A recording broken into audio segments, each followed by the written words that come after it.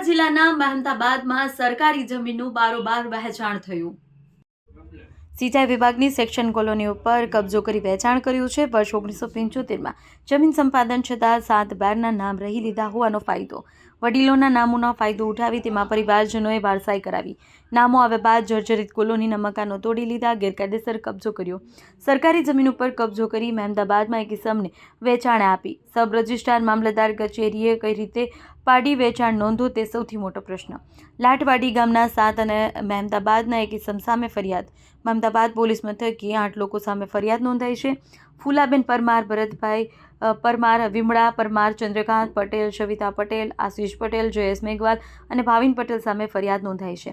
આરોપી આશીષ પટેલ સરકારી પ્રાથમિક શાળાનો શિક્ષક છે। મહેમદાબાદના જાગૃત નાગરિકની રજૂઆત બાદ કૌભાંડનો પર્દાફાશ થયો છે। જી, તમારું નામ? प्रकाश कुमार पोपटलाल पंड्या।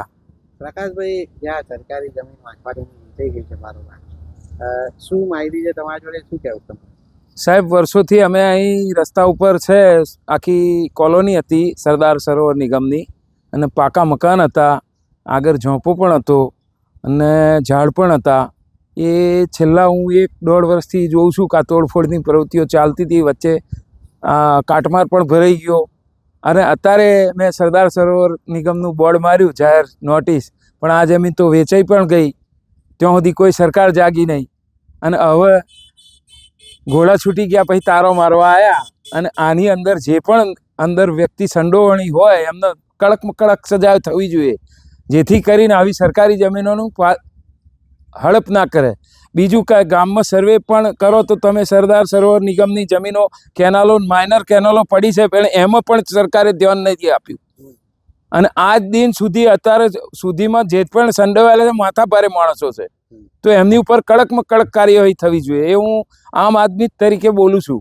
અને જાતા આવતા બધા પણ જોઈ રહ્યા હતા તમાશા। જ્યારે પણ એ પોલીસ સ્ટેશન ફરિયાદ કરવી જ જોઈએ, અને નિર્દોષ વ્યક્તિઓ કોઈ બીજા દમ ભીડીને અહીં જે રહેતા હતા એમને ખાલી કરાવી દીધું અને આ કબજો લઈ લીધો। એટલી મારી જાણમાં છે